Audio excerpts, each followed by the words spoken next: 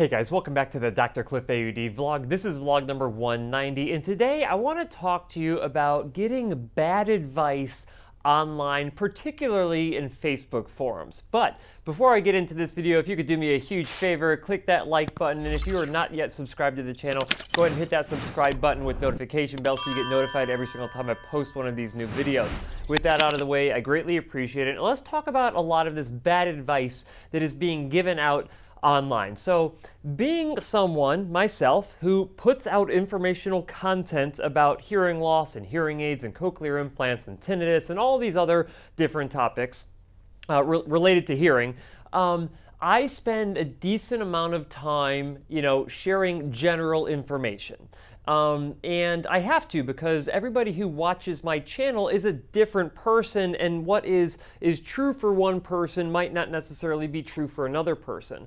But when I share my content, I try to make that very obvious and known, and that you really have to rely on a hearing care professional to make it individualized to you. Now, I do try to teach about topics to say, hey, for you as an individual, here's what you need to identify from a variable perspective on your own hearing loss, right? You need to understand what your thresholds are, what those mean. You need to know your word recognition ability. You need to know what your speech and noise score is. You need to know a lot of different things. And if you can identify those things about you, then you can make a more precise assumption about what the proper treatment option is, what type of device would work best for you, if you need an accessory, so on and so forth. So why am I talking about this? Well, I spend a decent amount, not a lot, but a decent amount of time on Facebook forums. From a professional standpoint, where it's just hearing care professionals like audiologists or hearing instrument specialists or a combination thereof. And I also spend some time in consumer forums. And the reason that I like to spend time in consumer forums is because I get to see what types of questions you guys are asking amongst your peers, basically. So other people who also have hearing loss, who are probably treating that hearing loss with some form of technology, whether it's the hearing aids, the bone anchor devices, surgical procedures, whatever the case may be.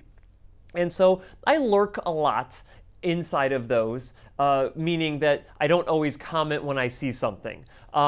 I would say that probably 50% of the information that's being shared on there is good information. Like, there are some individuals who've had their hearing loss for such a long period of time, or they've tested out so many different products that they can provide good amount of insight into what certain devices would allow you to do, how they perform with their hearing aids, so on and so forth. How many times have I said that this video?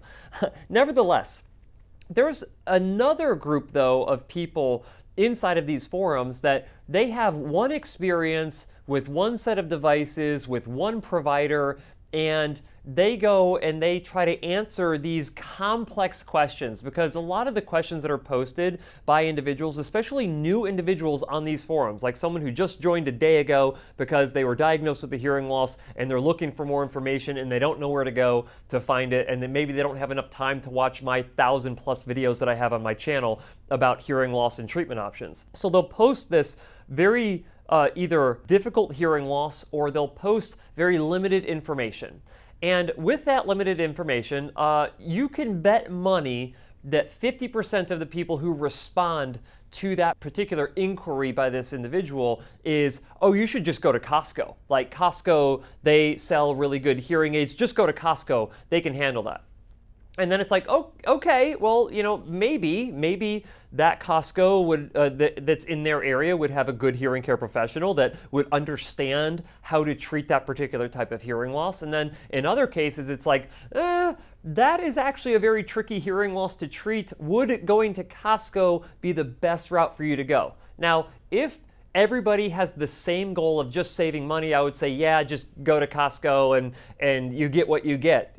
Sometimes you get a really good outcome, sometimes not so much. We tend to see in my clinic, obviously, the not so good outcomes, but there are definitely positive outcomes out there when some individuals go to Costco.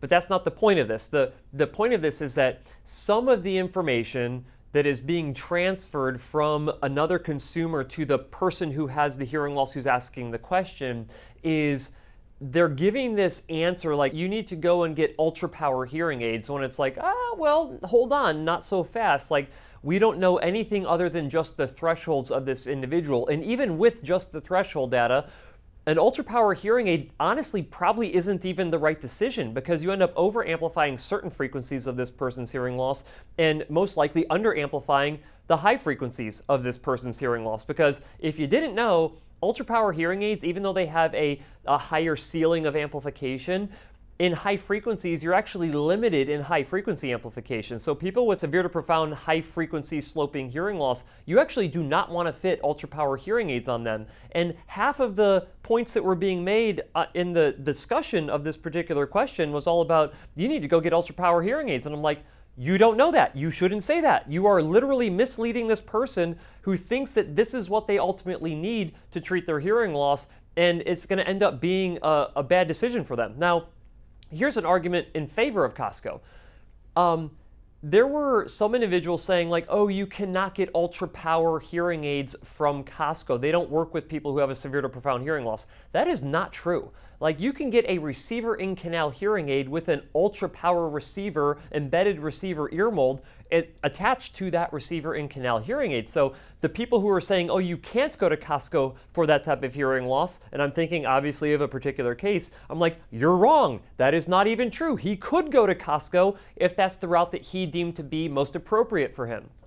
Now, the problem that I had most about this, though, is that people were making recommendations without the full information. And so all we had on this particular one that I'm thinking about is threshold information. Well, you cannot make a treatment recommendation or recommendation on to go to one place over the other when you don't know the full story. We need to know what the word recognition score is. Word recognition score shows you how intelligible speech is when you amplify it. This particular individual, if he had scores that were really low on word recognition that none of us were aware of, he wouldn't even be a hearing aid candidate. He would be a cochlear implant candidate. And the last place you want to go is to a big box store that only sells hearing aids. Like, that is just not what they do. They don't do cochlear implants there. But on top of that, you also need to understand what this individual's speech and noise score is. I'm shocked at every time I see a question posted on these forums about what hearing aids should I get, everyone's making the recommendations and nobody knows what the person's speech and noise score is. And then anytime, inevitably, when I ask, like, okay, well, what's your speech and noise score? They don't have a freaking clue. And I'm like, well, how are you going to be able to make a decision on what devices to go with without knowing your speech and noise score? Because if you go with device A that actually doesn't do good in background noise, or it doesn't have accessories that would allow you to do good in background noise, why would you go with that particular product, right? Because you might have the exact same hearing loss configuration threshold-wise as your friend, but if their speech and noise score is phenomenal and yours is horrible, you can't necessarily go with the same hearing aids that they are using, even if they feel like they're doing great with their devices. So I guess really what I'm trying to get to here is that treating hearing loss and treating it successfully is very specific to the individual person. And when you start trying to make assumptions without a complete data set, without the full information about an individual's hearing loss, you run the risk of misguiding them, which is obviously a bad thing. And of course, I take that very seriously because my job as a hearing care professional, as an audiologist, is to make sure that everybody is treated exactly the right way. Now, I don't want to discredit these forums. I love forums. I think that it's a great way for people to share experiences, share information. I just feel like there's a lot of people providing advice on these forums that unfortunately don't really know what they're talking about. And this creates a really bad situation for the individual who's trying to get more information. The thing that I love seeing the most, obviously, I'm biased when I say this, is when someone's like, you know what, sounds like this goes a little bit deeper. You probably need to do more research yourself. Go check out Dr. Cliff's YouTube channel and watch his videos to get more information. And honestly, I don't care if you go to watch my videos. I don't care if you end up going to another source to get information. Honestly, what I'd really like you to do is go to a hearing care professional who can specifically look at your needs and custom tailor the treatment selection for you, or the treatment option for you, and then ultimately not just the option of the devices, but actually setting up the devices the right way, which is why I talk about the Hearing Up Network all the time as well. As long as you're going to a hearing care professional who follows comprehensive best practices, you're going to get all of the required information before a recommendation is made on which devices to go with and how those devices need to be set up. Because one thing I know for sure is that you can have the best hearing aid in the world, and if it is not set up and programmed the right way, you are not going to get the full benefit from those devices. This goes to all the way back to when I first started my clinic, and probably even before. It actually went to before. My first experience, and forgive me if I've shared this, but if this is your first time watching my content, I need to share this story. When I was a second-year student in grad school, University of Illinois, my either first or second semester actually in the clinic, in the university clinic. So you would get a lot of professors who would come in, people in the community who would come in, and the students would do the audiology treatments under the supervision of an audiologist. So I had an individual come in, very prominent individual at the university. Came in with his, at the time, Siemens hearing aids, which is now Signia. Came in with his Siemens hearing aids, because we're talking about 2013 or so here. And he was not hearing well with them. Now, they were top of the line technology at the time. Unbelievable technology that you had the ability to utilize. Now, we did not really work with Siemens in the university clinic, but we did have an account. And so what I had to do is I had to spend an extra couple hours literally calling Siemens and asking them how their technology worked, like what features and what do those features do and how do I implement them. Remember, I am green. Like, I didn't even really know a whole lot about audiology at the time. And so this individual comes in and I'm doing some testing, and naturally I'm like, well, I don't know if these hearing aids are even capable of meeting or of meeting the needs of this individual. So the first thing I thought of was like, well, I should probably do some real ear measurement to see where he's amplified to. And so I ended up doing real ear measurements with his open domes on his Siemens hearing aids, and I was able to tune them up better than what they were before. And this individual had purchased these devices elsewhere, had them for like 2 years, never had success with them. Immediately, he was like, okay, I think I'm actually hearing better with these hearing aids. And then we ended up, of course, scheduling a couple follow-ups, because you never know how someone's going to adapt to a new level of amplification. Ends up coming back in, and he's like, I'm still not hearing these certain people that I really want to hear. And I was like, that's weird. Like, what am I missing? And I went back and I ended up, he had good word recognition scores, he had good speech and noise scores. The thing that was missing is that there was actually not a perfect prescriptive match when I ran real ear. So I was running to NAL NL1 hearing loss prescription back in 2013, like I said. NAL NL2 had come out, the new prescription had come out, but we were still using NL1. And I noticed that there was like this dip in the measurement.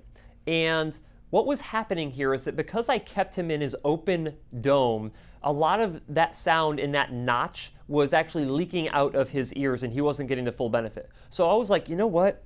Maybe I should switch you to a closed dome. And so I took off the open dome on the Siemens hearing aid. I popped on closed domes onto both of his ears, or both of his hearing aids, and put them in his ears, and I reran real ear measurement. And instantaneously, he's like, oh my gosh, I have my hearing back. And I was like, no freaking kidding. And so at that point, I realized that it wasn't the technology the whole time. And in fact, it had almost nothing to do with the technology. It had everything to do with that 10-cent rubber dome that was attached to the tip of the hearing aid and the programming that was combined with that rubber dome. And so keep this in mind. Anytime that someone is asking you for advice about what hearing technology is the best or where they should go to get their hearing aids, the thing that you should be answering, if you're looking for my opinion on this, the thing that you should be answering is you really need to make sure that whatever hearing aid you go with, that it's set up the right way and programmed the right way by a hearing care professional who's going to be following best practices, because that is the only way that you can guarantee that someone reaches their full capacity of hearing with whatever technology they use. And that is what I want you guys to take away from this particular vlog. I hope you guys like this vlog. If you want me to talk more about cases that I've had in the past that helped me come to like aha moments of hearing treatment, please let me know down in the comments section. But as always, I will see you next week.